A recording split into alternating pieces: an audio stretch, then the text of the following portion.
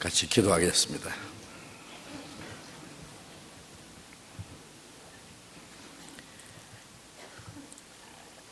우리를 사랑하시는 거룩하시고 자비로우신 하늘에 계신 우리 아버지 하나님, 우리 영혼을 사랑하시고 영원한 멸망에서 구원해 주신 그 크고 놀라운 은혜를 인하여 감사와 찬송과 영광을 우리 아버지 하나님께 돌립니다. 하나님이 작정하신 역사의 마지막 시대에 이 세상 많은 사람 가운데 우리를 먼저 불러 구원해 주시고 이 세상 모든 죄와 거짓에서 거룩하게 구별해 주시고 이제 우리의 남은 생에 주님의 몸된 교회 안에서 하나님의 보호하심과 다스리심과 인도하심 안에서 살아갈 수 있도록 함께 하시는 은혜 감사합니다. 이 시간 주님의 보배로운 피로 구속함을 받은 저희들 주님 앞에 함께 모여서 주님의 은혜와 영광을 찬송하며 주님의 말씀을 배우며 주님 안에서 거룩한 교제를 갖게 해주신 주님 감사합니다. 이 시간에도 주님이 우리와 함께 계심을 믿습니다. 이 시간 이곳에 모여있는 우리 각 사람을 굽어 살펴주시고 하나님의 자비로운 손길로 각 사람이 오늘 붙들어 주옵소서. 우리의 마음과 우리의 생활 속에 하나님 보시기에 합당치 못한 어두운 죄, 숨은 죄가 있으면은 주님 말씀 앞에서 깨닫게 해주시고 주님의 보혈의 능력으로 깨끗하게 주님의 진리로 거룩하게 온전하게 세워주셔서 우리가 하나님의 자녀로 부끄러움이 없이 살아가며 또 이 마지막 때에 주님이 우리가 하라고 맡기신 거룩한 역사를 위해서 온전히 순종하며 살게 도와주시옵소서. 이 시간 함께 참여하지 못한 우리 형제 자매들 병 중에 있는 사람 속히 건강을 회복시켜 주시고 마음에 시험 받는 사람, 여러 가지 곤란 중에 있는 사람 일일이 합당한 은혜를 베풀어 주셔서 한 사람도 실족함이 없게 해 주옵소서. 멀리 외국 땅에서 어려운 여건 속에서 신앙생활하며 복음을 전하는 우리 형제 자매들 영육간에 더욱 지켜주시고 하나님의 말씀을 담대히 증거해서 잃어진 영혼들을 주님 앞에 인도하는 그 큰 역사를 능히 이루게 해 주옵소서. 이 시간 우리에게 나타내시고자 원하시는 주님의 말씀, 주님의 거룩하신 뜻, 우리가 마땅히 어떻게 행할 일들을 더욱 가르쳐 주옵소서. 주 예수님 이름으로 기도드렸습니다. 아멘.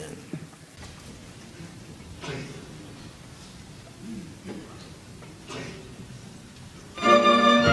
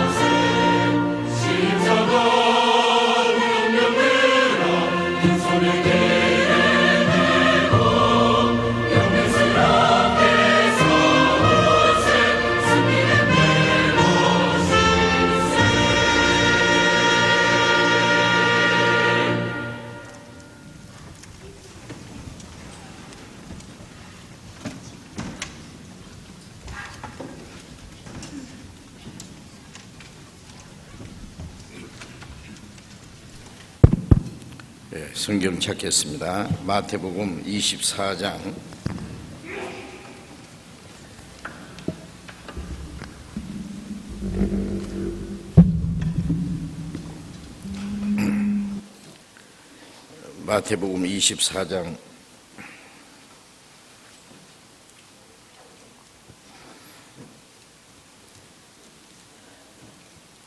32절부터 읽겠습니다.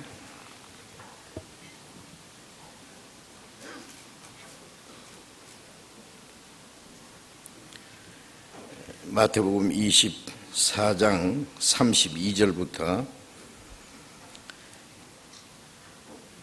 35절까지 제가 읽겠습니다.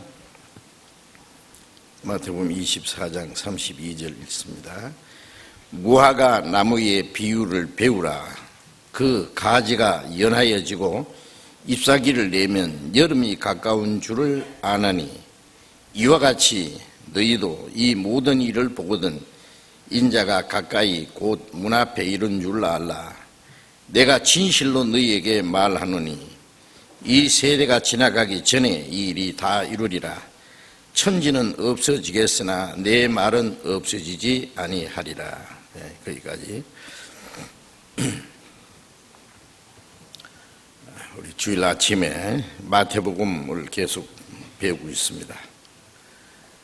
마태복음 24장을 우리가 여러 차례 지금 배우고 있는데, 마태복음 24장 내용은 마태복음 24장 3절에 제자들이 예수님께 아주 중요한 질문을 드렸죠. 주님의 재림하실 때와 세상 끝날이 되기 전에는 무슨 징조가 있겠습니까? 하는 질문이었습니다. 이 성경 전체 내용 중에 가장 중요한 것은 예수 그리스도의 탄생과 예수님의 죽음과 부활과 성천, 그리고 복음이 온 세계에 전파된 후에 주님이 다시 재림하신다는 사실입니다. 첫 번 오신 주님은 예수님이 십자가에 죽어서 인간의 죄를 대속하시고 사망의 권세를 깨치고 부활하심으로 우리에게 구원의 길을 열어주셨고, 예루살렘부터 시작해서 땅 끝까지 그 복음이 전해짐으로 사람의 영혼이 구원을 받아서 하나님의 나라에 들어갈 수 있는 백성이 준비되는 역사가 시작됐습니다. 그러나 주님이 다시 오시는 그날은 그 모든 구원의 역사가 끝나는 날, 그리고 이 세상의 끝날이 될 것입니다. 하나님이 왜 아직도 이 세상을 남겨두셨느냐? 복음이 온 세계에 전파되는 과정에서 베드로후서 3장 9절에 말씀하신 대로 아무도 멸망치 않고 회개하기를 원하셔서 오래 참고 기다리시는 기간입니다. 그러나 하나님이 오래 참고 기다리시는 기간도 때가 되면은 끝이 날 수밖에 없습니다. 주님이 다시 오시는 날은 구원받은 성도를 데리러 오시고 구원받지 않는 자를 심판하러 오신다고 말씀하셨죠. 그래서 주님이 다시 오심과 세상 끝날은 거의 짧은 기간입니다. 그날이 되기 전에 무슨 징조가 있겠습니까? 라고 질문을 드린 겁니다. 성경의 마지막 때에 대한 말씀, 주님이 재림하신다는 그 말씀이 수없이 많이 있는데, 많은 사람들은 생각하기를 옛날부터 주님이 다시 오신다고 하셨는데 아직도 안 오셨는데 앞으로 얼마나 오랜 후에 주님이 오실지 알 수 없다, 그렇게 생각하는 사람이 있습니다. 물론 언제든지 주님이 오시는 것이 아니라 때가 되면은 오십니다. 히브리서 10장 37절에 잠깐 후면은 오실 이가 오시리니 지체하지 아니하시리라고 하셨습니다. 잠깐 후라는 그 말씀은 하나님이 작정하신 기한이 차면 그런 말씀입니다. 우리가 생각할 때는 긴 기간이지만은 하나님 보실 때는 아주 짧은 기간이기 때문에 잠시 잠깐 후라고 그렇게 말씀하셨습니다. 하나님이 작정하신 기한이 차면은 오시기로 약속되신 분이 반드시 오신다. 그런데 그 주님이 재림하시기 전에 무슨 징조가 있겠습니까? 징조라는 것은 어떤 중요한 일이 일어나기 전에 그 전에 일어날 일들을 말합니다. 가을에 찬바람이 불고 나무 잎사귀가 푸른 잎사귀가 붉게 물들고 그 잎사귀가 떨어져서 굴러가는 것을 보면은 이제 잠시 후에는 겨울이 온다는 것을 우리가 알고 있습니다. 가을은 겨울이 가까이 왔다고 하는 징조입니다. 주님이 재림하실 때와 세상 끝날이 오기 전에 무슨 징조가 있겠습니까? 아주 중요한 질문을 드린 겁니다. 이제 성경에 이제 남은 일은 주님 다시 오실 일과 그리고 세상 끝날에 대한 그런 사건입니다. 주님이 그 질문에 대해서 자세히 말씀하셨습니다. 먼저 신앙적인 미혹이 있을 것을 말씀하시고 너희는 사람들의 미혹을 받지 않도록 주의하라고 말씀하셨습니다. 그리고 난리와 난리 소문이 있겠다. 민족이 민족을 나라가 나라를 대지가 일어나겠다는 말씀은 인류의 생존을 위협하는 마지막 전쟁이 일어날 것을 말씀하셨습니다. 옛날 어느 시대도 전쟁은 있었지만은 주님이 말씀하시는 이 마지막 때의 전쟁은 누가 이기고 지는 전쟁이 아니라 인류가 멸망할 수밖에 없는 그 전쟁이라는 것을 우리가 알고 있습니다. 그래서 성경에 마지막 핵전쟁에 대해서 자세히 기록되어 있습니다. 그리고 또 처처에 기근과 지진이 있으리니 이 자연의 재난을 가리킵니다. 하나님이 창조하신 이 세상의 자연이 마지막 때에 급속도로 파괴되고 인간이 더 이상 생존할 수 없을 정도로 자연 조건이 파괴될 것을 말씀한 겁니다. 그래서 흉년이 들고 그리고 지진이 일어나고 그리고 누가복음 21장 11절에는 처처에 큰 지진과 그리고 해일이 있을 것을 말씀했습니다. 지진과 기근과 그 다음에 큰 그 해일이 일어날 것을 말씀했습니다. 전 세계적으로 일어나는 이 자연의 재앙은 이제 이 세상의 모든 것이 거의 끝날 날이 가까웠다는 것을 우리에게 말씀하고 있습니다.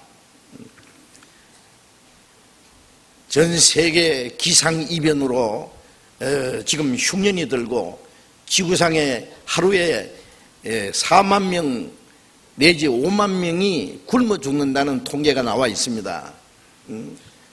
여러분 최근 며칠 동안 뉴스 들으셨습니까? 세계 곡창지대라고 하는 미국이 지금 기근이 들어서 농산물이 말라 죽고 지금 곡물값이 갑자기 지금 뛰고 있습니다. 이건 아주 심각한 문제입니다. 세계에서 제일 큰 곡물 시장이 미국 시카고에 있습니다. 그리고 곡물 무역의 약 80%를 유대인들이 거머쥐고 있습니다. 마치 에집트의 그 7년 흉년 때에 요셉의 허락이 없이는 곡식을 살 수 없었던 것처럼 마지막 때에 이 곡물 무역의 권세를 쥐고 있는 이 유대인들의 세력, 이 세상의 마지막 사람들의 생명줄을 쥐고 있는 것과 같습니다. 세계의 가장 큰 펀드 회사를 가진 조지 소로스라는 사람이 엄청난 곡물 시장의 권리를 샀다는 그 보도가 나와 있습니다. 어쨌든 이런 자연 재난으로 흉년이 들고 그 다음에 지진이 일어나고 그 다음에 큰 해일이 일어나고 그래서 이 자연 재앙에 의해서 해마다 죽는 사람들이 한 번에 수십만 명, 수만 명 죽임을 당하는 그런 재앙이 계속 일어나고 있습니다. 이 자연의 재난은 앞으로 막을 길이 없습니다. 영국의 찰스 황태자가 몇 년 전에 지난 2009년도에 그가 많은 학자들의 통계를 의해서 그가 발표하기를 앞으로 이 지구를 구원할 수 있는 기간은 48개월밖에 없다. 8개월밖에 남지 않았다. 그런 발표를 했습니다. 물론 그것은 얼마나 정확한지 알 수 없지만은 이 인류의 역사가 그렇게 길게 남지 않았다는 사실을 설명하고 있는 겁니다. 이 자연의 재난에 대해서 예수님이 말씀하셨고, 그리고 불법이 성함으로 많은 사람의 사랑이 식어지리라. 죄악이 충만할 걸 말했습니다. 과학이 발달하고 문명이 발달하고 모든 것은 발달했지만은 인간의 죄악은 그보다 더 빨리 발달하고 있습니다. 그래서 홍수전에 죄악이 관영한 것처럼 이 세상은 죄악이 충만했습니다. 그리고 많은 사람의 사랑이 식어지리라. 사랑이 있는 곳에 생명이 있고 생명이 있는 곳에 사랑이 있는데 사랑이 식어진다는 것은 생명이 파괴된다는 말입니다.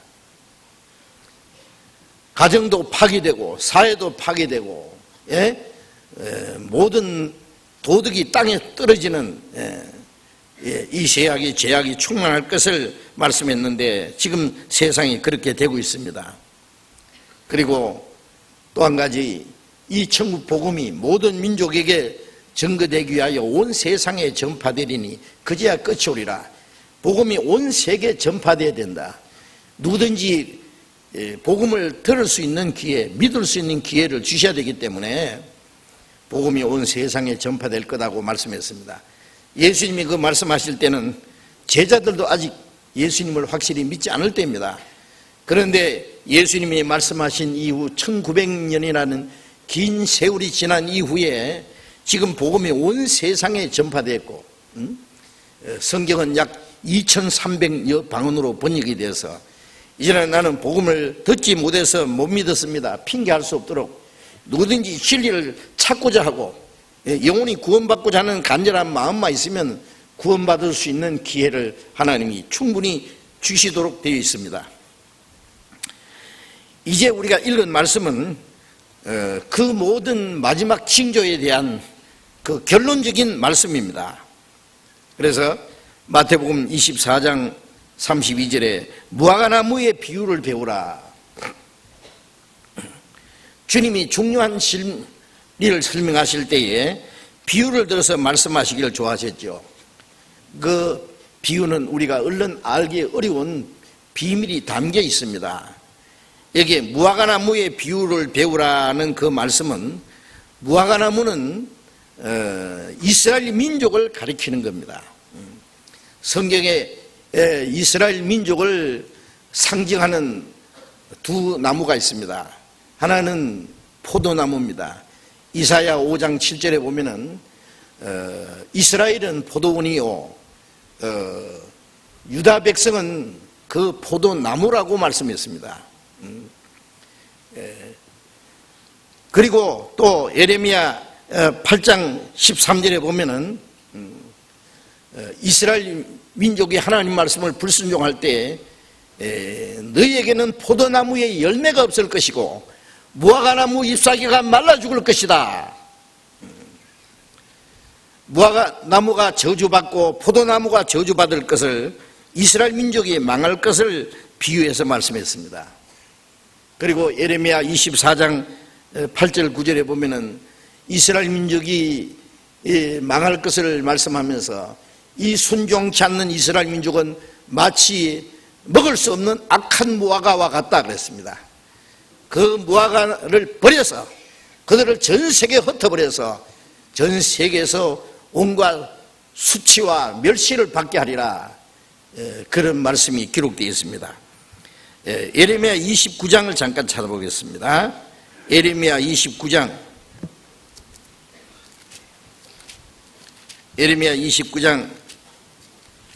17절.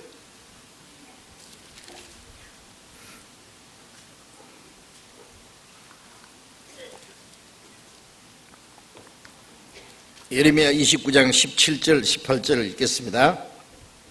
만군의 여호와께서 이같이 말씀하시되, 보라, 내가 칼과 기근과 연병을 그들에게 보내어 그들로 악하여 먹을 수 없는 악한 무화과 같게 하겠고, 내가 칼과 기근과 연병으로 그들을 따르게 하며 그들을 세계 열방 중에 흩어 학대를 당하게 할 것이며, 내가 그들을 쫓아보낸 열방 중에서 저주거리와 놀림과 취소와 모욕거리가 되게 하리니, 이스라엘 민족이 불순종함으로 그들이 멸망당할 것을 말씀하면서 그들은 악하여 먹을 수 없는 악한 무화과와 같게 하겠다.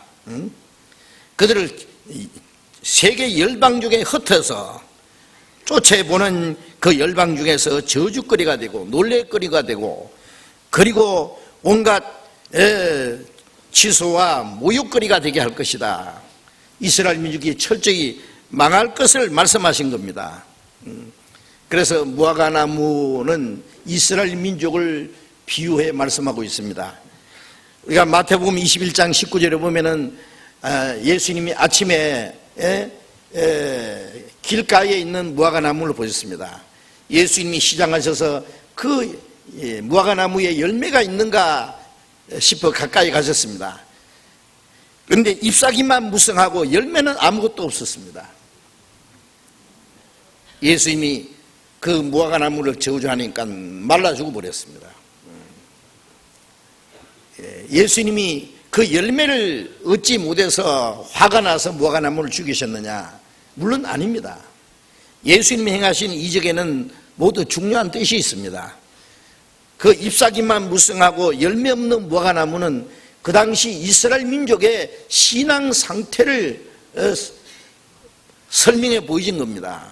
잎사귀가 무성하면 멀리서 보기는 아름답습니다. 나무는.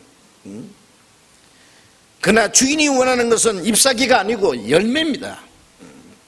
이스라엘 백성들은 겉으로는 하나님 백성이라고 자랑하고 예루살렘에 웅장한 성전을 지어놓고 하나님께 예배하고 제사하고 아주 외형적으로는 경건한 모양이 있었습니다.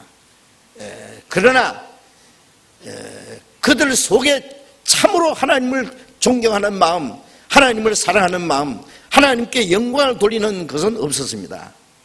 그래서 요한복음 5장 42절에 보면은 너희 속에 하나님을 사랑하는 마음이 없는 줄 내가 알았다 그랬습니다.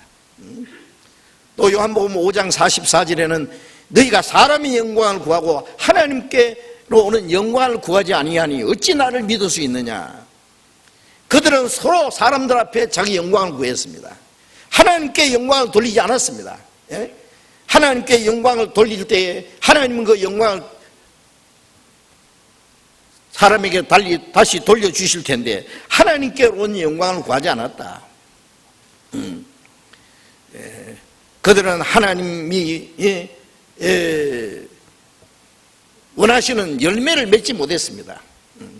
그 무화과 나무가 저주받은 것은 이제 멀지 않아서 이스라엘 민족이 완전히 멸망할 것을 미리 보여주신 겁니다. 무화과나무 이스라엘 민족은 저주를 받았습니다.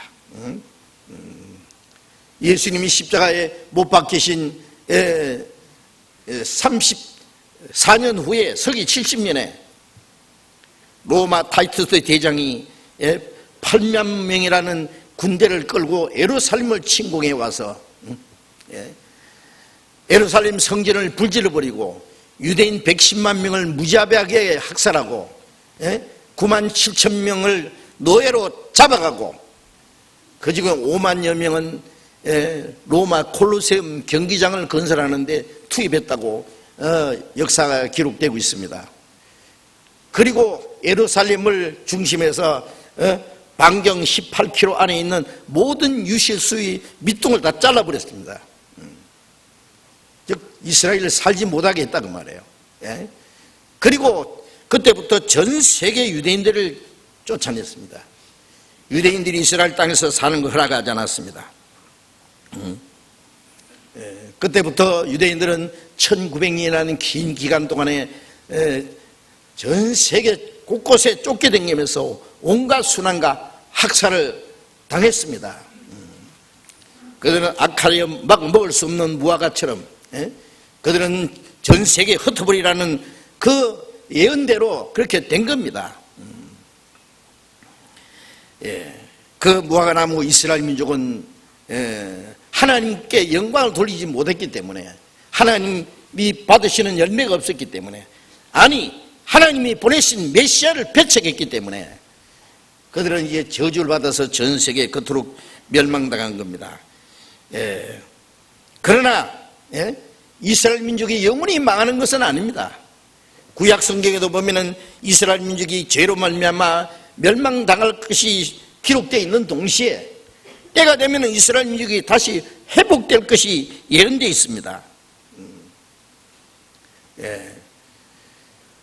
왜냐하면 이스라엘 민족은 하나님을 증거하기 위해서 택한 백성이기 때문에 하나님의 말씀을 순종하면 그들에게 복을 주시고 하나님 말씀을 거역하면 그들에게 형벌을 내리시고 때가 되면 하나님이 그들을 다시 돌이켜 주시고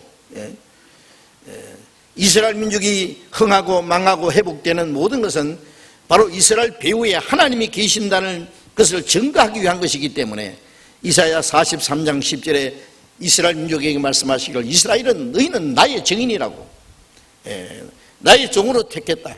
하나님을 증거하기 위해서 택함 받은 백성, 지금도 이 성경이 하나님의 말씀인 걸 증거하기 위해서 이스라엘 민족이 이 땅에 남아있는 겁니다. 그래서 이스라엘 민족이 망하되 영원히 망해서는 안 되는 겁니다. 때가 되면 이스라엘 민족을 회복시킬 것을 말씀하셨습니다. 이제 이스라엘 민족이 그리스도를 배척한 죄로 멸망받은 것처럼 마지막 하나님이 이 세상에 심판할 때가 멀지 않았습니다.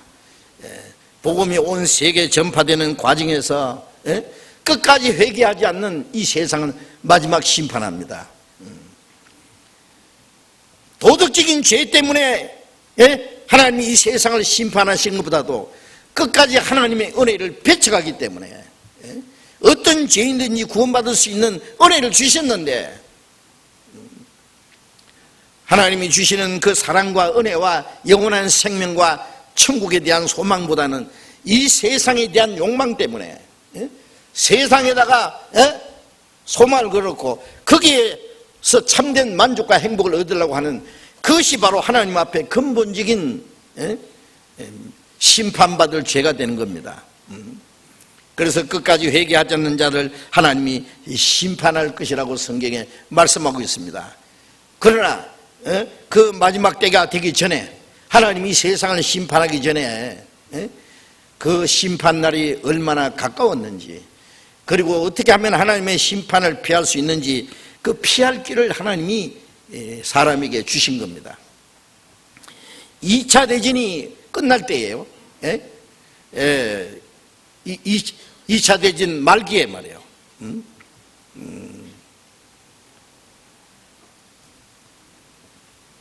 미국이 일본에다가 원자탄 2방을 떨어뜨린 거 아시죠? 그런데 일본 히로시마에 원자폭탄을 투하하기 바로 전날 히로시마 상공에 높이 비행기가 지나가면서 삐라를 뿌렸답니다. 히로시마 시민은 빨리 50리 밖으로 피난하라, 대피하라고 명령을 내렸어요. 경고를 했습니다. 어떤 사람은 황급하게 피난했다는 겁니다. 어떤 사람은 쓸데없는 소리 한다. 그랬는데 그 다음날 1945년 8월 6일 오전 8시 15분에 히로시마 상공에 원자 폭탄이 떨어졌고 순식간에 14만 명이 죽었습니다. 3일 후에 또 나가사키에 두 번째 원자 폭탄이 떨어져서 또 7만여 명이 죽었습니다.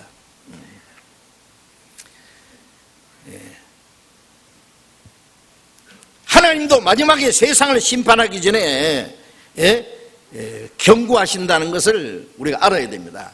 하나님이 물로 세상을 심판하기 전에 노아를 통해서 물로 세상을 심판할 것을 경고하셨고 노아가 짓는 방주 안에 들어와서 구원받을 기회를 주셨습니다. 그러나 그들은 끝까지 그 하나님의 말씀을 받지 않았고 그래서 끝까지 회개하지 않는 자들을 마지막 물로 심판하셨다고 성경에 말씀하고 있습니다. 마지막에 복음이 온 세계에 전파되고 마지막 이 세상을 심판하시기 전에 그 심판이 얼마나 가까웠는 것을 경고하는 경고가 있습니다. 그것이 바로 무화과나무의 비유를 배우라는 말씀입니다. 겨울 동안에 말라 죽은 어떤 무화과나무가 가지가 연해지고 잎사귀가 나오면 여름이 가까운 줄 아나니, 팔레스타인의 무화과나무가 겨울 동안에 말라 죽은 것 같던 그 나무가 연해지면서 잎사귀가 나오면 여름이 가까웠다는 것을 아는 겁니다. 마찬가지로 저주받은 이스라엘 민족,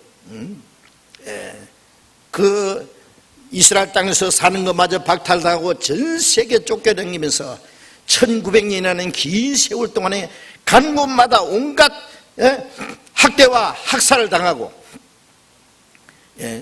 그들은 살아남기 위해서 곳곳에 숨어서 유태인이라는 신분을 숨기고 살아야 되는 비참한 민족, 1900년이라는 긴 환란의 겨울을 지났습니다. 그러나 영원히 망하는 것이 아니라 죽은 것 같던 무화과나무가 잎사귀가 나오듯이 이스라엘 민족이 회복될 것을 말씀하신 겁니다. 가지가 연해지고 잎사귀가 나오는 걸 보면 여름이 가까운 줄 아나니, 이와 같이 너희도 이 모든 일을 보거든. 이 모든 일이라고 하는 그 말씀은 마지막 주님이 재림하시기 전에 이루어질 여러 가지 징조와 함께 마지막 중요한 징조는 바로 이스라엘 민족의 회복을 가리키는 겁니다. 이스라엘 민족이 회복되는 걸 보던 인자가 가까이 문 앞에 이른 줄 알라고 말씀했습니다. 이스라엘 민족의 회복과 세계 종말의 날은 아주 가까운 시간이 연결되어 있습니다. 이사야 28장 잠깐 보겠습니다. 이사야 28장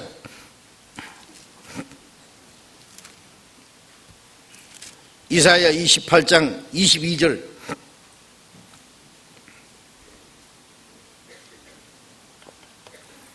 이사야 28장 22절 제가 읽겠습니다. 그러므로 너희는 경만한 자가 되지 말라. 너희 결박이 우심할까 하노라. 대저 온 땅을 멸망시키기로 작정하신 것을 내가 만군의 주 여호와께로서 들었느니라. 지금부터 약 2700년 전에 이사야 선지자는 하나님께로부터 놀라운 말씀을 들었습니다. 너희는 경만한 자가 되지 마라. 경솔하고 교만하게 굴지 마라. 하나님의 말씀을 받아들이지 않는 것이 가장 경솔하고 교만한 태도입니다. 하나님의 말씀을 경만히 여기는 자들, 너희 결박이 무심할까 하노라. 사람들은 죄와 죽음과 사탄의 권세에 사로잡혀서 영원히 멸망으로 끌려가고 있는데 거기서 하나님이 구원해 주시려는데 하나님의 말씀을 경만히 이기는 자들은 그 결박이 더욱 심해질 것이다. 대저 온 땅을 멸망시키기로 작정하신 것을 내가 만군의 주 여호와께로 들었느니라. 하나님이 온 땅을 멸망시키기로 작정하셨다. 이 성경에 하나님이 이 세상을 마지막에 심판한다는 말씀이 수없이 기록되어 있습니다.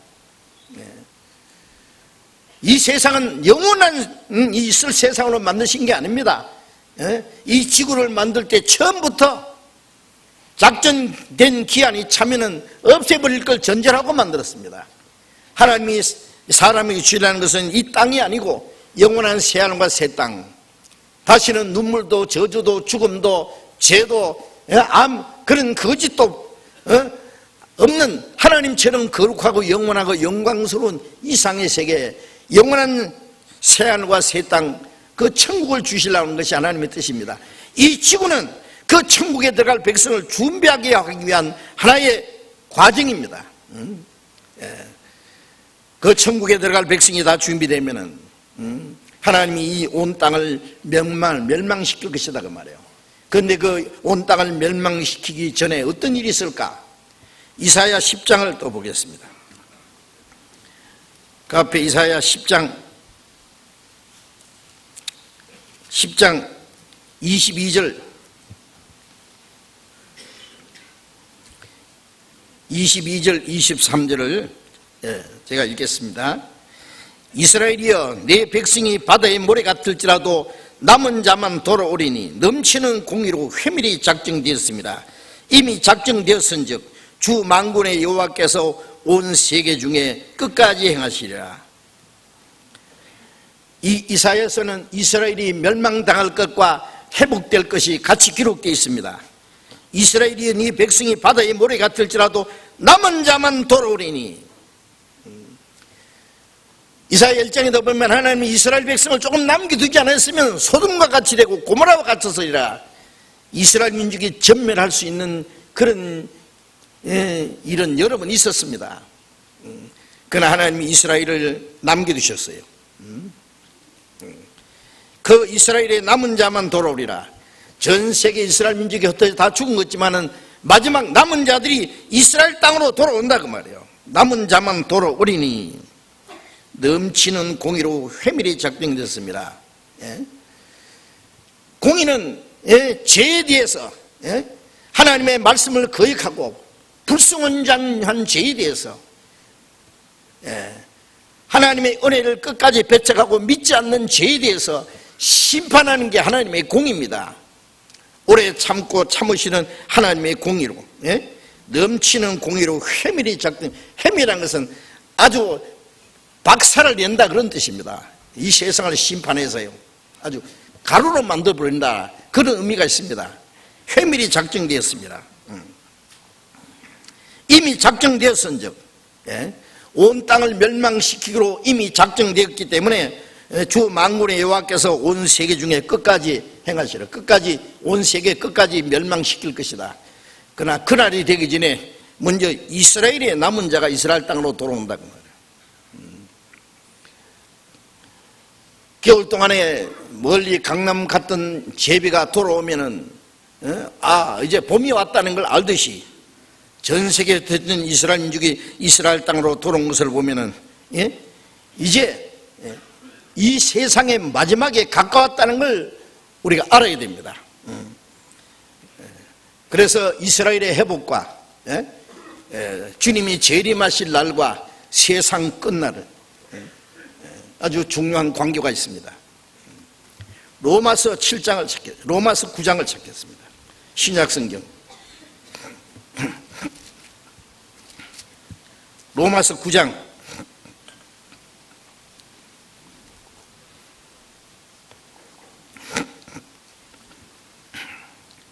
로마서 9장 27절 27절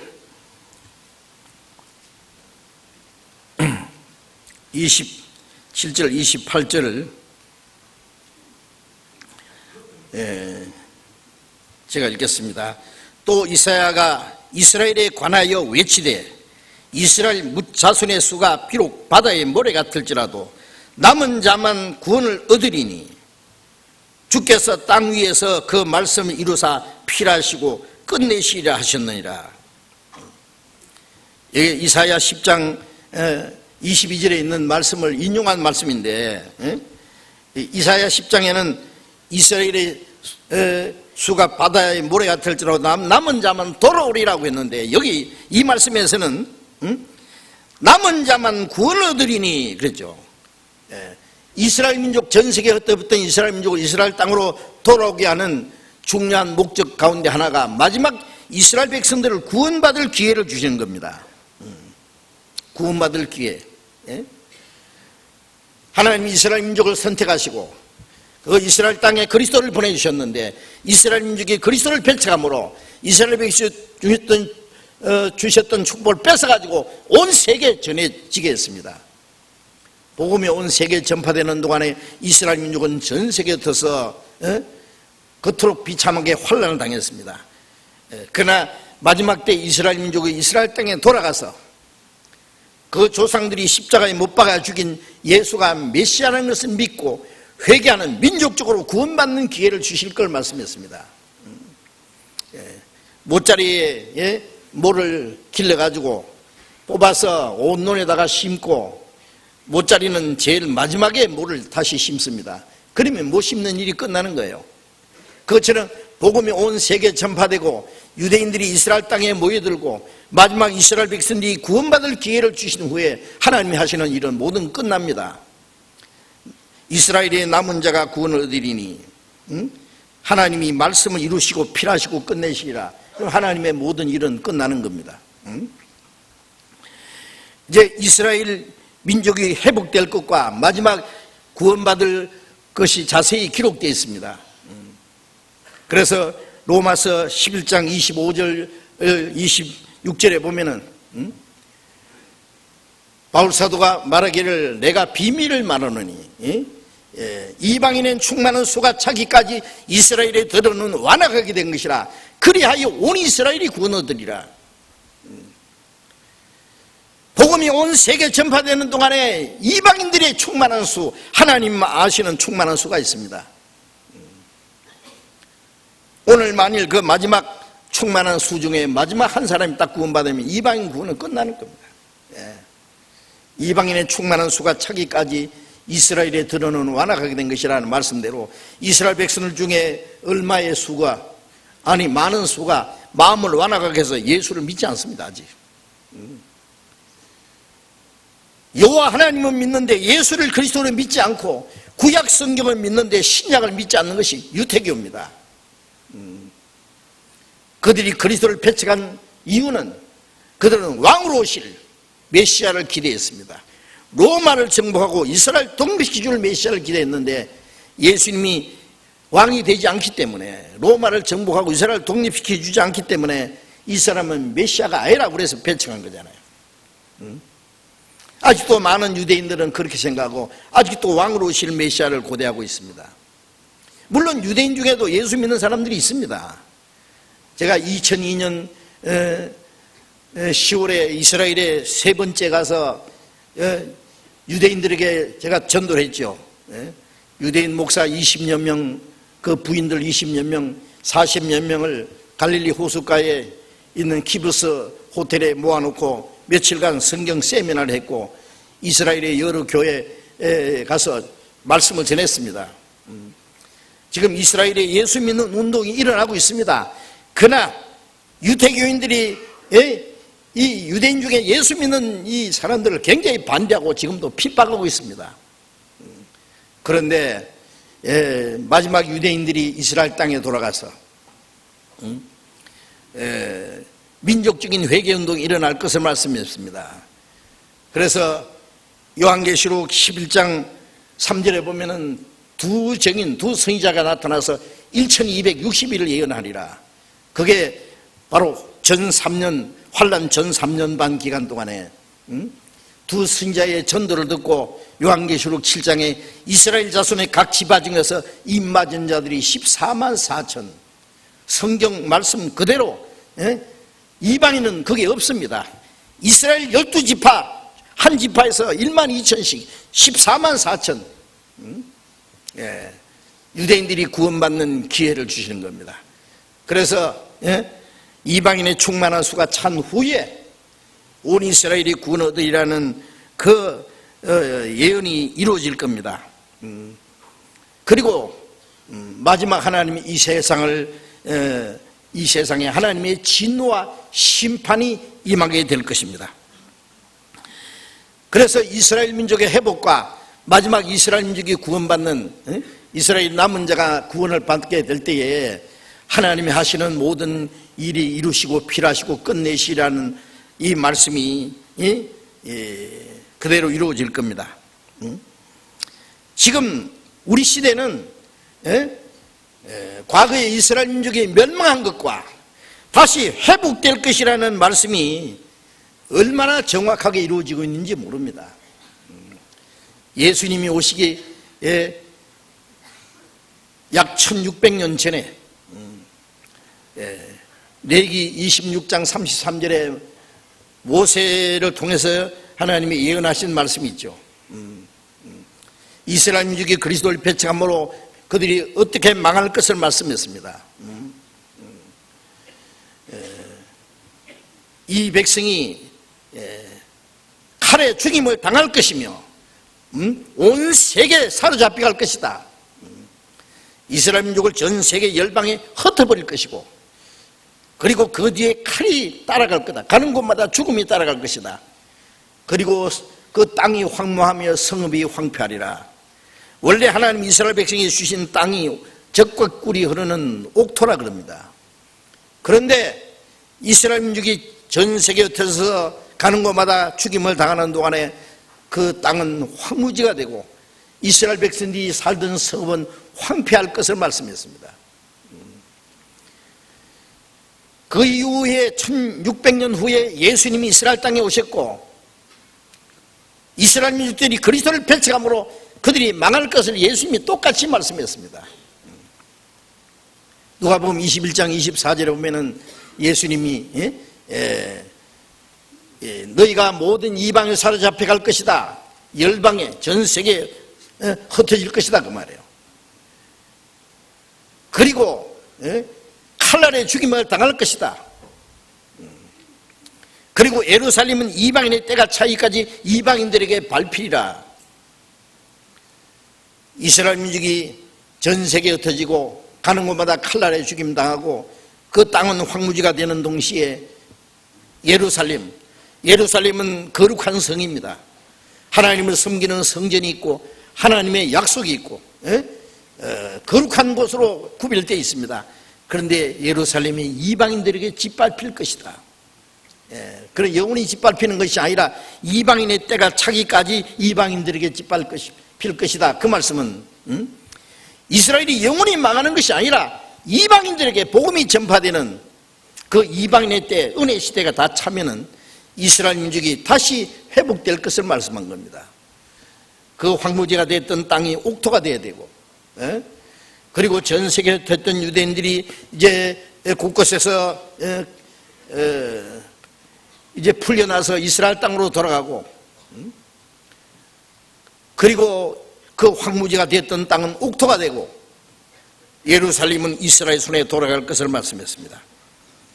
지금 우리 시대에는 이스라엘 민족이 1900년 동안 환난받는 그 환난이 때가 지나가고 우리 시대는 본격적으로 좀 회복되고 있습니다. 이스라엘 그 황무지가 됐던 땅이 지금 옥토가 되고 있지 않습니까? 이스라엘 민족이 전 세계에 흩어져서 죽임을 당하는 동안에 1900년 동안 하나님이 그 땅에다가 비를 내리지 않았습니다. 그 땅이 사막이 되고 황무지가 된 겁니다. 하나님이 그 땅까지 버려버린 거예요. 그런데 그 황무지가 됐던 땅이 다시 옥토가 되고 그 땅이 개간되는데 누가 아느냐? 흩어졌던 유대인들이 이스라엘 땅에 돌아와서 그 땅을 옥토로 만들 것을 말씀했습니다. 에스겔 36장을 찾겠습니다. 에스겔 36장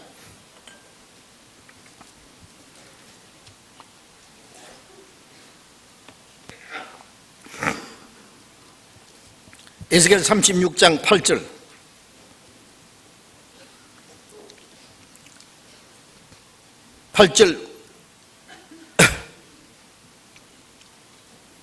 부터 10절까지 읽겠습니다. 제가 읽겠습니다. 그러나 너희 이스라엘 산들아, 너희는 가지를 내고 내 백성 이스라엘 위하여 과실을 맺으리니 그들이 올 때가 가까이 이르렀음이니라. 내가 돌이켜 너희와 함께 하리니 사람이 너희를 갈고 심을 것이며 내가 또 사람을 너희 위에 많게 하리니 이들은 이스라엘 온 족속이라 그들로 성읍들에 거하게 하며 빈 땅에 건축하게 하리라. 이스라엘 산들아, 우리나라도 산이 많지만 이스라엘도 산이 아주 많습니다. 이스라엘 땅을 두고 하는 말씀입니다. 너희는 가지를 내고 내 백성 이스라엘 위하여 과실을 맺으리니 그들이 올 때가 가까이 이르렀습니다.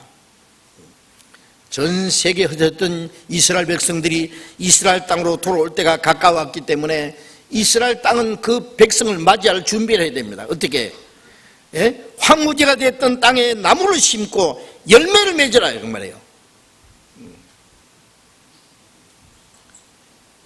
이스라엘 땅은요, 산에 나무 한 그루 없는 민둥산입니다. 그냥 모래 언덕입니다. 도무지 사람이 살 수 없는 땅입니다.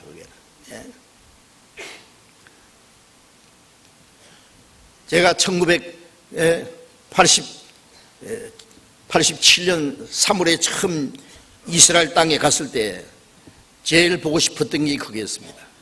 황무지가 옥토가 되고 있는 그 모습을 제 눈으로 직접 보고 싶었습니다. 6.1 전쟁 때 시나이 반도를 뺏었다가 다시 다 돌려줬습니다. 제가 카이로에서 버스를 타고 시나이 반도를 통과해서 바로 이스라엘 국경성 에일랏이라는 데, 이제 이스라엘 땅에 들어가는데 이쪽이나 저쪽이나 똑같은 사막입니다. 가시나무만 가끔 서 있고, 그 다음에 엉겅퀴만 곳곳에 혹시 있는 곳에 아무것도 살 수 없습니다. 근데 이스라엘 땅에 들어서자마자 길가 양편에 새파란 나무가 쫙 서 있고 예쁜 꽃들이 피어 있고 현대식 건물이 들어서 있고, 근데 자세히 보면은 그 나무 밑에 수도 호수를 연결시켜서 물을 시간 맞춰서 흘려줍니다. 그 물은 바로 거기서부터 저 위에 약 천리나 되는 그 갈릴리 호수, 갈릴리 호수는 지중해보다도 210m가 낮은 곳인데 그래서 약 250m 물을 끌어올려서 큰 수도 파이프로 전국에 물을 보내고 물을 품올려서 농사를 짓는 거예요. 나무 한 그루, 꽃나무 하나를 심어도 수도 호수를 연결시켜야 됩니다. 버스를 타고 가다 보면 곳곳에 농장이 있습니다. 새파란 나무가 서 있고 누런 열매가 주렁주렁 달려 있습니다. 키부스 농장, 280여 개의 키부스 농장이 있는데 그들은 네 것 내 것 없이 같이 일하고 같이 먹고 사는 거예요. 제가 800명이 함께 사는 키부스 농장에 가봤는데 그들은 정말 잘 살고 있습니다. 그들은 함께 식당에 모여서 식사하고 세탁소에서 세탁해가지고 집집마다 다 이제 보내주고, 아이들은 타가소에서 길러주고, 머리 좋은 사람은 외국에 유학 보내고, 정치가들은 정치하고 월급은 전부 키부스에 들어갑니다. 개인 소유는 없습니다. 그런데 그들은 아주 잘 살고 있습니다. 제가 이스라엘에 3번 갈 때마다 키부스 농장에 가봤는데 그들은 그 키부스 생활에 아주 만족하고 있습니다. 그리고 400여 개의 모샤브 농장이 있는데 개인 소유를 인정하면서 협동해서 사는 그 협동 농장입니다. 그들이 사막을 옥토로 만드는 바로 개척자들, 건국의 모체들입니다. 이스라엘의 정치가들이 거의 다 키부스 출신입니다. 그들은 사막을 옥토로 만들고 있습니다. 그래서 내가 돌이켜 너희와 함께하는 이스라엘 땅과 하느님 함께 하신다. 사람이 너희를 갈고 심을 것이다. 또 사람이 너희 위에 많게, 이스라엘 땅 위에 많게 하리니 이스라엘 온 족속이라. 전 세계에 됐던 이스라엘 민족이 그 땅에 돌아가서 그 땅을 다시 옥토로 만들고 있다고 말해요. 이스라엘 온 족속이라 그들로 성읍들에 거하게 하며 빈 땅에 건축하게 하리라. 이 말씀은 지금부터 2600년 전에 기록된 말씀인데 지금 우리 시대에 이루어졌습니다. 에스겔 36장 34절 봅니다. 밑에 34절부터 36절까지 또 읽습니다. 전에는 지나가는 자의 눈에 황무하게 보이던 그 황무한 땅이 장차 기경이 될지라.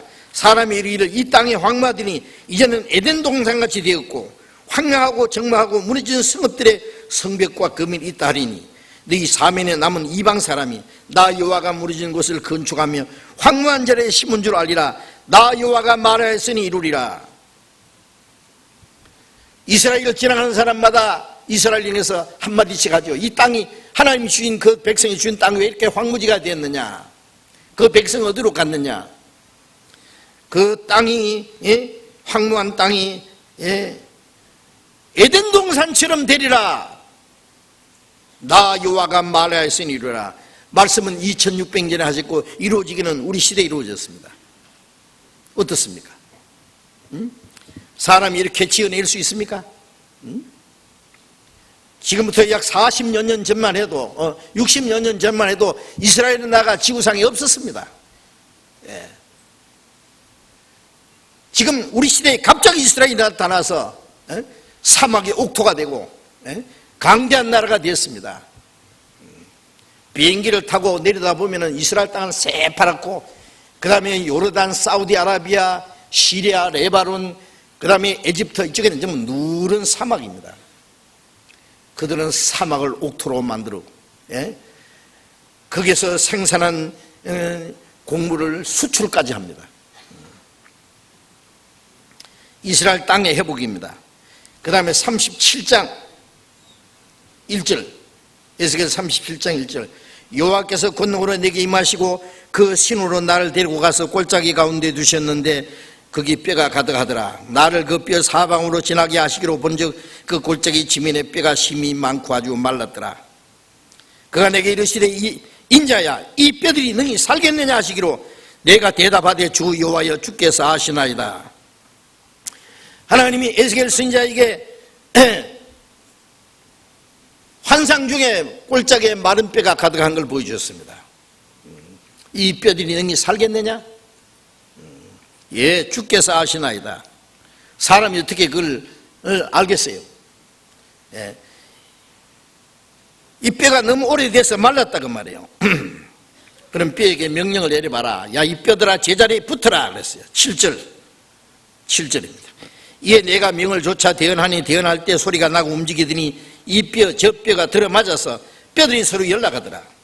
내가 또 보니 그 뼈에 힘줄이 생기고 살이 오르며 그 위에 가죽이 덮이나 그 속에 생기는 없더라. 또 내게 이르시되 인자야, 너는 생기를 향하여 대언하라. 생기에게 대언하여 이르기를 주 여호와의 말씀에 생기야, 사방에서부터 와서 이 사망 당한 자에게 불어서 살게 하라 하셨다 하라. 예, 내가 그 명대로 대언하였더니 생기가 그들에게 들어가며 그들이 곧 살아 일어나서 서는데 그 키 큰 군대더라. 많은 뼈들이 움직이더니 제자리 붙는 거예요. 머리뼈, 팔다리뼈 쫙 붙더니 살이 오르고 힘줄이 생기고 가죽이 덮이고 생기가 들어가서 살아났는데 그 키 큰 군대가 됐다. 환상 중에 보여준 겁니다. 마른 뼈가 살아나서 큰 군대가 됐다. 이건 뭘 말씀하시려고 이것을 보여주셨는가? 그 설명이 11절 12절에 있습니다. 11절, 또 내게 이르시되 인자야, 이 뼈들은 이스라엘 온 족속이라. 그들이 이르기를 우리의 뼈들이 말랐고 우리의 소망이 없어졌으니 우리는 다 멸절되었다 하느니라. 이 뼈들은 누구라고요? 이스라엘 온 족속이라. 예수님이 오시기 전에 그들은 기원전 586년에 바벨론에 의해서 나라는 완전히 망해버렸습니다. 바벨론, 페르사, 헬라, 로마 강대국이 계속 600년간 짓밟히다가 로마가 이스라엘 통치할 때에 예수님이 이스라엘 땅에 오셨고 이스라엘 민족이 그리스도를 배척한 그 죄 때문에 이스라엘 땅에서 사는 것마저 박탈당하고 전 세계 쫓아내서 가는 곳마다 얼마나 죽었는지 모릅니다. 11세기 말부터 14세기 말까지 십자군 전쟁 때 십자군을 지나는 동네마다 유대인들을 다 죽여버렸습니다. 예수를 죽인 악마의 자식이라 해서. 중세기 유럽에 페스트라는 전염병이 돌 때 그 전염병에 의해서 수백만 명이 죽었습니다. 그때도 유대인들이 이 병을 퍼뜨렸다고 해서 유대인들 100만 명을 학살했다는 겁니다. 그리고 2차 대전 당시에 독일의 나치스 당에 의해서 죽은 유대인만 해도 600만 명. 그리고 유대인들은 이제 살아남기 위해서 유대인이라는 신분을 숨기고 구석구석에 박혀서 숨어 살았습니다. 예. 나라 잃어버린 지 2600년, 그 땅에서 쫓겨난 지 1900년. 그들은 2600년간 마른 뼈다귀와 같습니다. 그들이 어떻게 살아납니까? 그들은 말하기를 이들은, 이 뼈들은 이스라엘 온 족속이라. 그들이 말하기를 우리의 뼈들이 말랐고 우리는 소망이 없으니 우리는 다 멸절되었다느니라. 그렇죠. 이스라엘은 완전히 멸절되었습니다. 마른 뼈다귀와 살 수 없듯이 이스라엘 민족이 회복된다는 것은, 다시 나라가 된다는 것은 상상할 수 없는 일입니다. 그러나 하나님은 이스라엘 민족을 다시 살릴 수 있습니다. 12절, 그러므로 너는 대언하여 그들이 이르기를 주 여호와의 말씀에 내 백성들아 내가 너희 무덤을 열고 너희로 거기서 나오게 하고 이스라엘 땅으로 들어가게 하리라. 앞에는 마른 뼈더라 그랬는데 여기는 내 백성들아, 이스라엘 백성을 가르칩니다. 내가 너희 무덤을 열고 무덤 속에 구석구석에 박혀있는 마른 뼈다귀를 끄잡아내서 살려서 이스라엘 땅으로 들어가게 하리라. 이 말씀도 지금부터 2600년 전에 기록된 말씀인데 우리 시대에 이루어졌습니다. 다 죽어 없어진 줄 알았던 유대인들이 이스라엘 땅에 돌아가서 1948년 5월 14일에 갑자기 독립했습니다. 지금 이스라엘은 강대한 나라가 됐습니다. 에스겔 36장은 이스라엘 땅의 회복, 에스겔 37장은 이스라엘 민족의 부활입니다.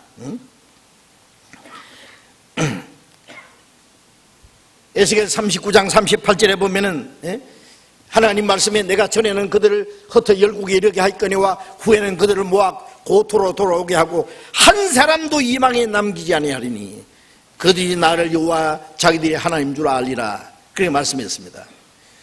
흩어버린 분도 하나님이고 그들을 모아서 그 땅에 돌아가서 강대한 나라가 되게 하신 분도 바로 하나님입니다. 이사야 43장 1절에 이스라엘아 두려워하지 마라. 이사야 43장 5절에는 이스라엘아 내가 네 자손을 동방에서 오게 하며 서방에서 모을 것이며 북방의 일을 놓아라. 남방의 일을 구려하지 마라. 내 백성을 땅에서 오게 하라. 물론 내 이름으로 이끄는 반자를 오게 하라. 내가 내 영광을 위하여 그들을 만들었느니라. 이스라엘 민족은 하나님의 백성이라는 이름이 붙어있는 하나님의 이름으로 일컬음 받는 백성입니다. 그리스도를 배척한 대로 전 세계에 흩어버렸지만은 그들을 다시 동방에서 서방에서 모으고 북방의 얘기를 놔라. 이스라엘 북쪽은 러시아입니다. 소련. 미국 다음에 유대인들이 많이 사는 곳이 소련이었습니다. 놔라. 남방의 일을 구려하지 마라. 아프리카 마지막 에티오피아의 유대인들을 이스라엘 땅으로 한 사람도 남기지 않고 다 데려갔습니다. 내 백성을 땅 끝에 돌아오게 하라. 내 이름 위하여 창조한 자를 오게 하라. 이제 이스라엘 백성들은 환난받는 기간이 아니라 지금 본격적으로 회복되는 기간입니다. 1차 세계대전이 끝난 이후에 1917년 11월 12일에 영국 외상 발포가 팔레스타인에다가 유태 국가를 건설해야 된다는 그 유명한 발포 선언을 했습니다. 그런데 아랍 여러 나라들이 그 세게 반발했죠, 물론. 그런데 그래서 그게 무산되는 줄 알았는데 이스라엘 백성들은 계속 그 땅에 돌아왔습니다. 1917년에 2만 5천 명이 이스라엘 땅에 돌아왔고 1922년에는 8만 3천 명이 돌아왔고 1932년에는 18만 명이 돌아왔고 1935년에는 30만 명, 1937년에는 43만 명, 1947년에는 50만 명이 이스라엘 땅에 돌아왔습니다. 1948년 5월 14일에 이스라엘이 독립을 했습니다. 주변에 있는 아랍 세력은 이스라엘을 없애버리기 위해서 4차례 큰 중동 전쟁을 일으켰지만은 그때마다 이스라엘이 대승리를 했습니다. 1967년 6월에 있었던 그 유명한 그 3차 중동 전쟁, 6.1 전쟁 당시에는 아랍 14나라가 연합전선을 구축해서 이스라엘을 완전히 포위했습니다. 14나라 인구는 약 1억 2천만 명. 그때 이스라엘 인구는 약 225만 명 통계에 나온 겁니다. 1억 2천만 명하고 225만 명하고 전쟁한 겁니다. 그때 이스라엘 사람들이 살고 있는 땅은 우리나라 강원도만한 조그마한 땅이었습니다. 이제 에집트의 나세르 대통령은 이스라엘 순식간에 다 없애버리겠다고 장담을 했습니다. 그런데 1967년 6월 5일 오전 7시 45분에 이스라엘 전투기 300대가 12대만 남겨놓고 다 떠버렸습니다. 레이더망을 피하기 위해서 비행고도 100m야 저공으로 지중해로 빠져나가서 아랍에 있는 8개 비행기장 활주를 먼저 폭파시켜버렸고 수백 대가 그냥 박살나버렸습니다. 전쟁 터진 2시간 만에 중동 제공권을 이스라엘에 장악했고 6일 만에 나세르가 항복을 하고 이스라엘이 대승리를 거두었습니다. 아랍이 가지고 있던 소련제 그 미사일, 그 다음에 레이더망 여러 가지 그 무기들 수십 불을 한 방도 제대로 쏴보지 못하고 다 도망가 버렸습니다. 세계 역사상에 이런 일은 없었습니다. 아세요? 도무지 이해할 수 없는, 왜? 하나님이 싸워주신 전쟁입니다. 여호수아 24장에 말씀하신 대로 너희 중 한 사람이 1000명을 쫓으리니 이는 내가 너희를 위해서 싸우심이라. 여호수아 23장 24장에 하나님이 이스라엘 민족을 위해서 싸워준다는 약속대로 지금도 가능한 유효한 겁니다. 지금은 이스라엘이 이제 환난 받는 때가 아니라 본격적으로 회복되는 때이기 때문에 어느 나라도 이스라엘을 없앨 수 없습니다. 이스라엘은 지금 강대한 나라가 되었습니다. 이스라엘 땅에 사는 유대인들 불과 600만 명, 미국에 사는 유대인들이 약 600만 명, 나머지 600만 명이 전 세계에 흩어져 있습니다. 유대인들 전 세계 다 모여봐야 1800만 명밖에 안 됩니다. 그런데 그들이 전 세계에 경제, 정치 세력을 장악했습니다. 여러분들이 지금 전 세계 경제 혼란이 일어나고 있는 거 아시죠? 그런데 경제 주도권을 누가 쥐고 있습니까? 돈줄을 누가 쥐고 있는지 아십니까? 유대인들이 세계 경제를 다 쥐고 있습니다. 미국의 유대인들, 유럽에 있는 유대인들. 제가 며칠 전에 뉴욕에 갔을 때요, 그 록펠러 센터도 직접 봤습니다. 유대인의 세력은 엄청납니다. 그보다 더 큰 세력이 유럽의 로스차일드 오행제의 자손, 그들이 유럽의 경제를 다 쥐고 있습니다. 그리고 이스라엘은 아주 강대한 나라가 됐습니다. 이스라엘 땅에 사는 유대인들 불과 600만 명밖에 안 되지만은 그 주변에 있는 아랍 세력들 다 달라붙어서 이스라엘과 전쟁해도 이스라엘 이기지 못합니다. 이해할 수 있습니까? 이스라엘과 철천지 원수지간인 이 모슬렘 국가들이에요. 55나라. 인구는 약 13억 이상입니다. 그 한복판에 이스라엘이 들어가 있습니다. 어떻게 그 비집고 들어가서 그 땅을 뺏어서 사막을 옥토로 만들어서 나라를 세우고 그 강대한 세력과 더불어 싸워서 어떻게 그들이 생존하고 있냐 그 말이에요. 하나님이 도와주지 않으면 안 되는 겁니다. 기적 중에 기적입니다. 그것이 우리 시대에 그대로 이루어졌습니다. 이사야 60장을 보겠습니다.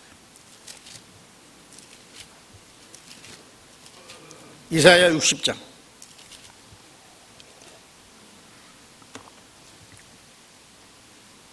이사야 60장 4절.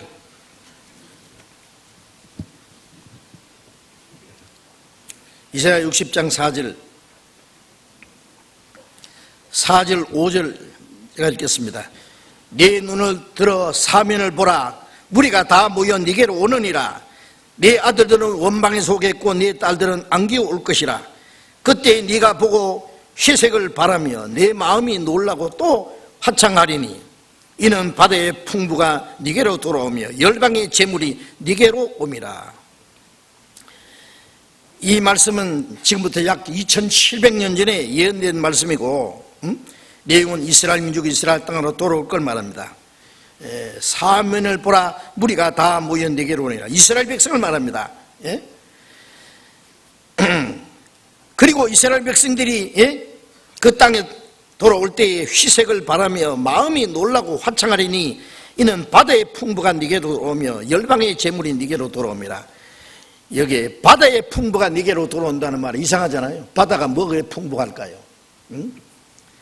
이스라엘 땅에는 사람이 살 수 없는 죽음의 바다 사해, 소돔 고모라 성이 망했던 사해가 있습니다. 지중해보다도 398m가 낮은 지구상의 제일 낮은 곳입니다. 그 요단강물이 사해로 들어가서 거기는 물고기 한 마리도 살 수 없고 풀 한 포기도 살 수 없는 죽음의 바다입니다. 그 사해가 길이가 76km, 폭이 17km, 깊이가 약 300m. 생명은 아무것도 없는 죽음의 바다입니다. 제가 그게 갈 때마다 그 바다에 들어가 봤죠. 사해에. 그거는 빠져 죽고 싶어도 못 빠져요. 그냥 들어가면 그냥 붕 떠버립니다. 왜 그러냐면은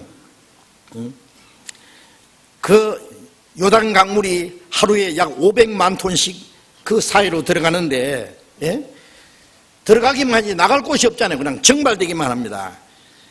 염분이 33%, 그러니까 물의 전체의 4분의 1 이상이 바로 소금입니다. 소금. 염화, 마그네슘, 온갖 광물질, 화학약품, 비료, 원료, 그것을 이스라엘에서 약 1년에 1천만 톤을 생산해 가지고요, 엄청난 돈을 벌어들입니다. 그 보물창고입니다. 돈으로 따지면은요, 그거는 뭐 상상도 못하는 겁니다. 이스라엘은 그 사해 바다만 퍼서 팔아먹어도 세계 최고 부자가 되는 거예요. 안 그래도 부자인데, 그렇죠? 바다의 풍부가 돌아온다. 열방의 재물이 네게로 돌아온다. 2700년 전에 예언된 말씀입니다. 우리 시대에 이대로 이루어졌습니다. 그 다음에 이사야 60장 8절 보겠습니다. 8절. 저 구름같이 비둘기가 보금자리로 날아오는 것 같이 날아오는 자는 누구냐? 구름같이 비둘기가 보금자리로 날아오는 것 같이 날아오는 자가 누구냐? 이스라엘 백성들이 이스라엘 땅으로 돌아올 때에 비둘기가 보금자리로 날아오는 것 같이 날아온다고 되어 있죠. 자, 이 말씀은 물론 지금부터 약 2700년 전에 예언된 말씀입니다. 그러니까 처음 비행기가 발명된 것은 1903년 라이프 형제가 최초로 비행기를 발명했습니다. 그런데 비행기가 발명되기 약 2600년 전에 이스라엘 백성들이 비둘기가 보금자리에 날아온 같이 날아온다고 했어요. 날아온다고.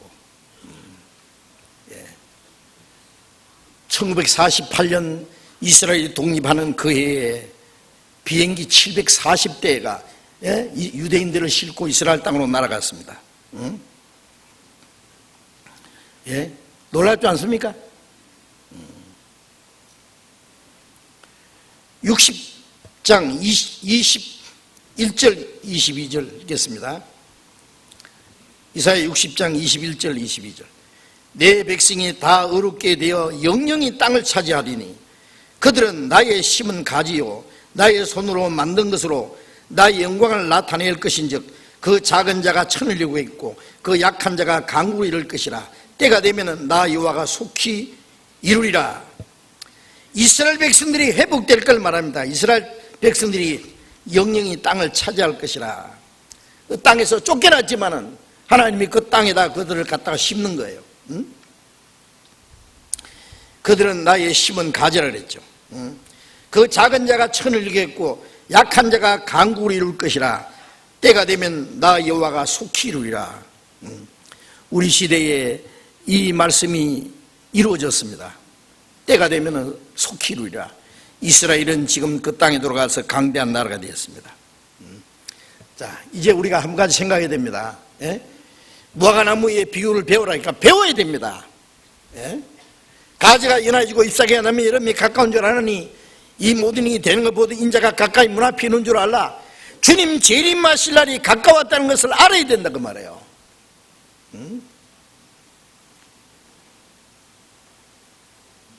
이스라엘이 독립한 것과 3월 옥토로 만들어서 그 나라를 세운 것, 그리고 강대한 나라, 경제적으로 정치적으로 강대한 나라가 되고 이제 전 세계 유대인의 세력은 막강합니다. 이스라엘이 본격적으로 회복되고 지금 완전히 회복되지 않았습니다. 아직 계속 시오니즘 운동이라는 것은 유대인들이 이스라엘 땅에 돌아가는 운동.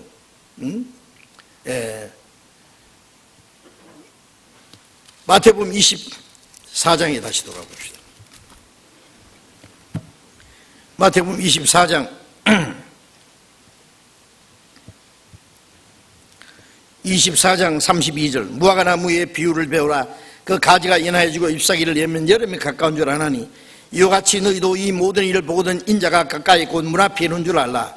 내가 진실로 너희에게 말하노니 이 세대가 지나가기 전에 이 일이 다 이루리라.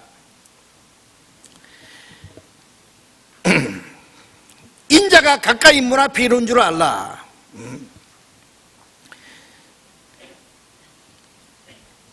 이스라엘이 회복되는 것은 주님이 재림하실 날이 가까웠다는 가장 확실한 징조입니다. 이스라엘이 독립하고 예루살렘을 도로 찾고 그때부터 마지막 때의 대리라고 예언된 말씀이 한꺼번에 거의 다 이루어졌습니다. 예수님이 가까이 오시는 발자국 소리가 우리 귀에 들리는 것 같지 않습니까?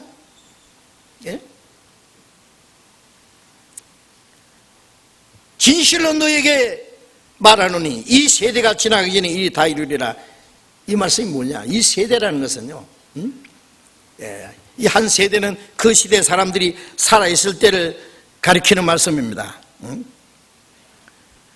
이스라엘 백성들이 그리스도를 배척한 죄로 말미암아 그들이 망할 것을 말씀하면서 마태복음 23장 36절에 선지자들 죽이고 네게 파송된 자를 돌로 치어 죽이는 자들, 그리고 그리스도를 배척한 그들을 모든 핏값이 이 세대에게 돌아가리라 하고 말씀했습니다.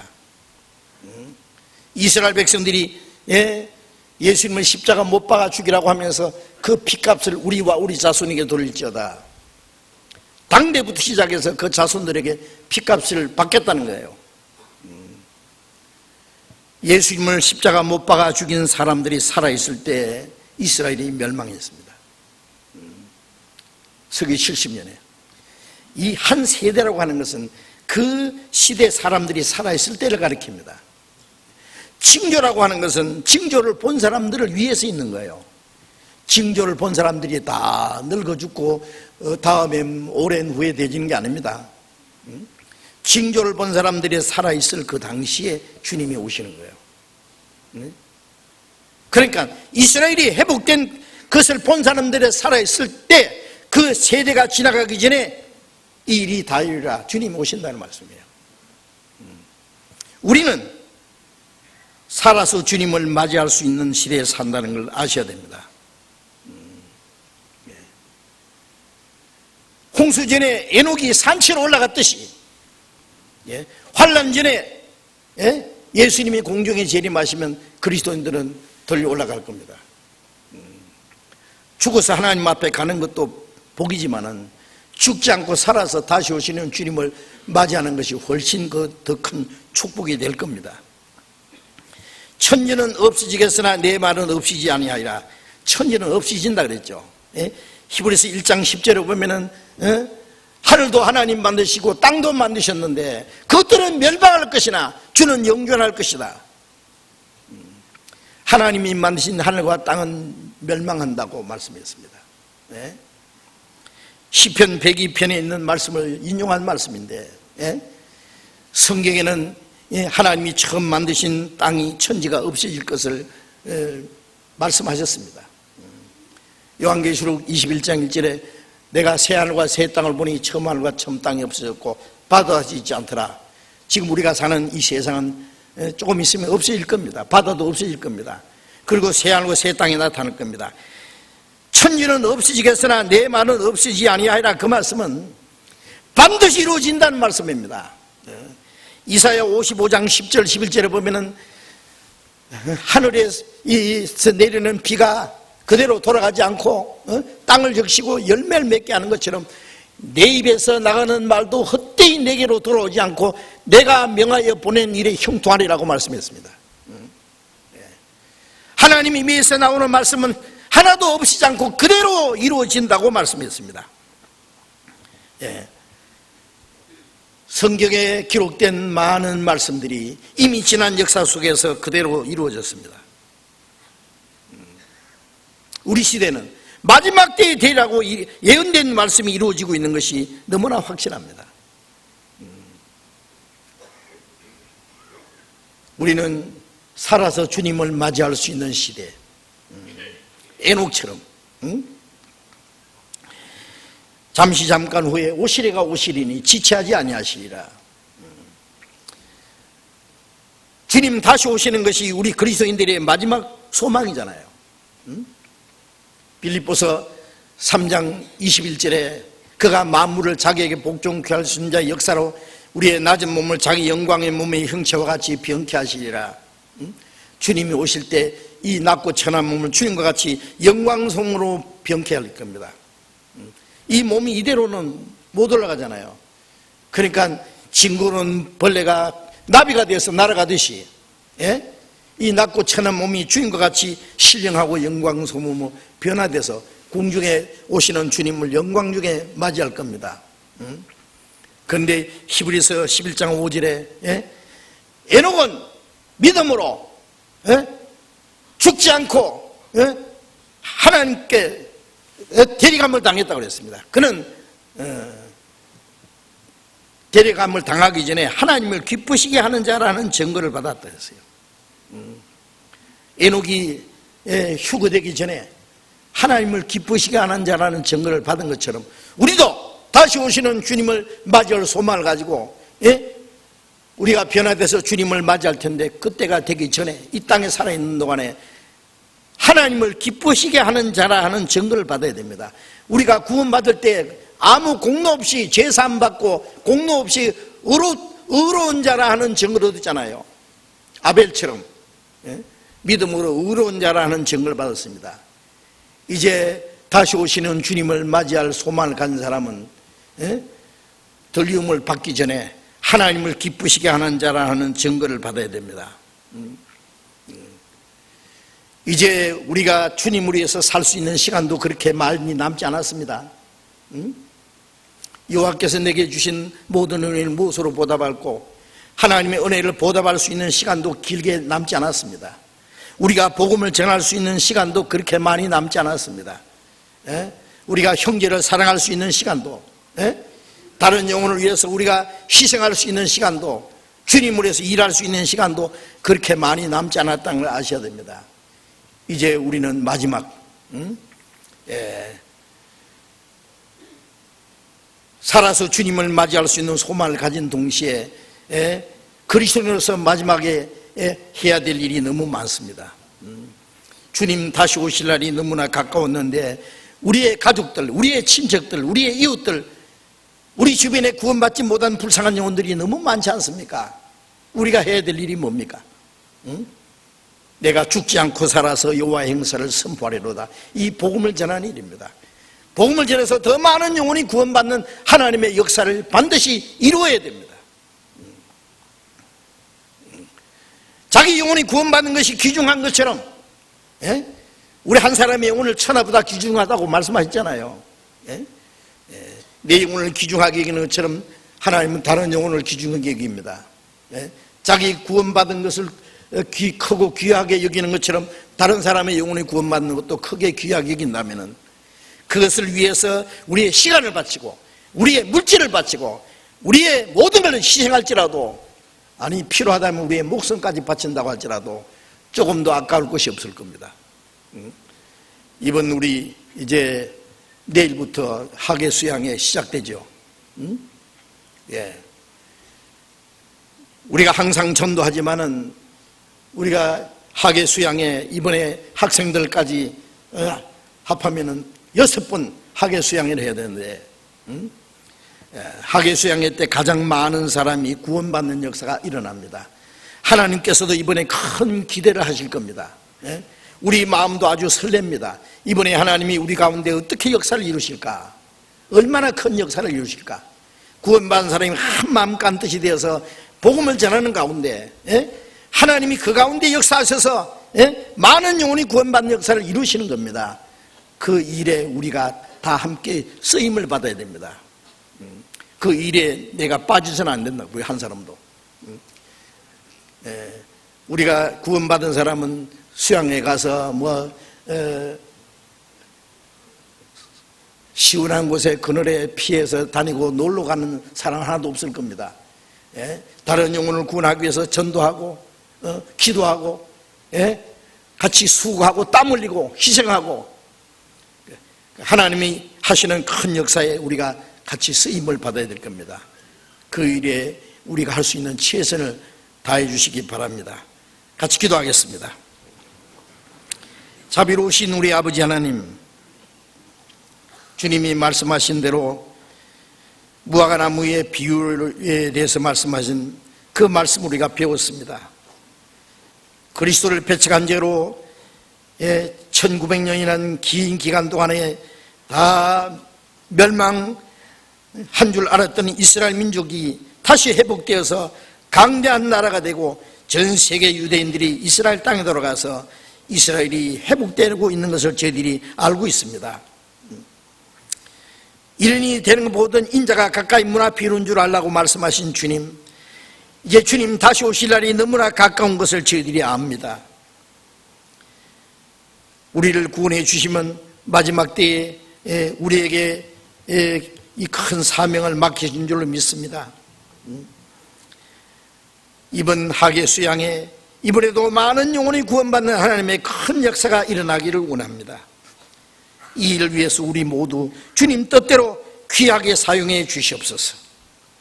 수양의 모든 일에 하나님의 능력이 함께 계시고 또 복음을 전하는 전도인들, 함께 봉사하는 형제자매들 주님의 말씀과 사랑과 능력의 손으로 더욱 붙들어 주시고 하나님이 원하시는 큰 역사를 능히 이루게 해 주시옵소서. 주 예수님 이름으로 기도드렸습니다. 아멘. 우리 찬송하기 전에요,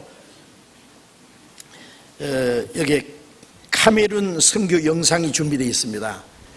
얼마 전에 우리 오세일 목사님과 여러분들이 이 아프리카 카메룬 선교를 다녀오셨는데 한 5분 정도 되는 영상입니다.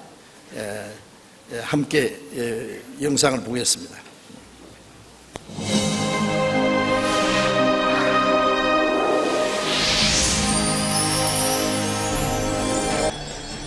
아프리카 복음의 영토를 확장하다. 하루 만에 얻는 주님의 은혜. 비좁고 더운 가운데서도 자리를 뜨지 않고 진지하게 말씀 듣는 사람들. 우리와 똑같은 자료와 주제와 방법으로 집회를 진행하는 현지 목사님들. 감동적이었다. Est-ce que tu peux dire je suis sauvé parce que j'ai confessé mes péchés?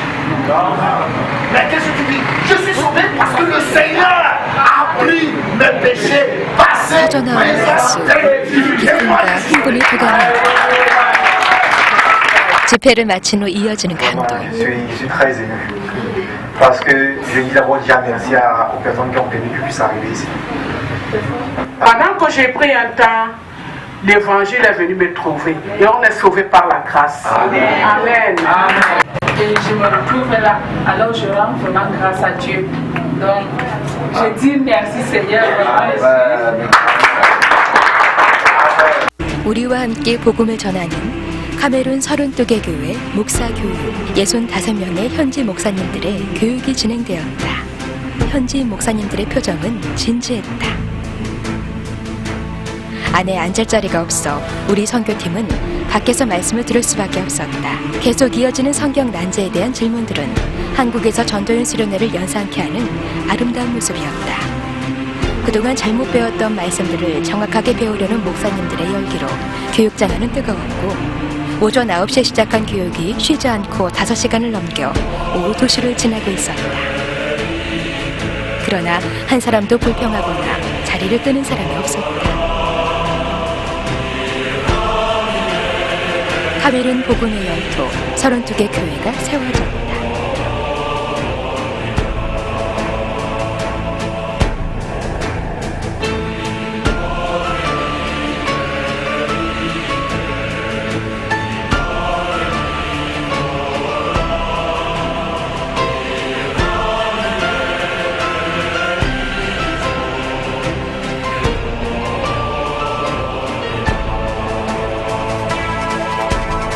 Chance so that I will be born again through the word of God preaching in Korea in Seoul 2 years ago. So I am so happy because now in Africa the word of God is going fast spread. It is spreading fast and fast. So in Cameroon we have now around 32 churches, and in Africa we, with the word of God, through me and my team, by the power of God, we reach 7 countries. With Cameroon made 8 countries now. So the word of God is spread. We thank you so much because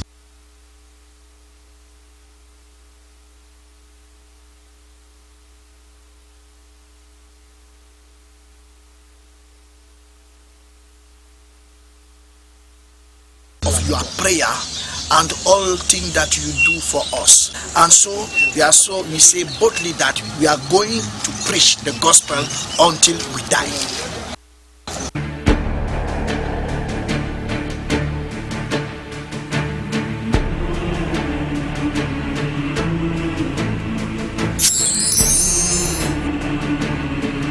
첫 집회에서 240명이 말씀을 들었고 그중 10명이 구원을 받았다.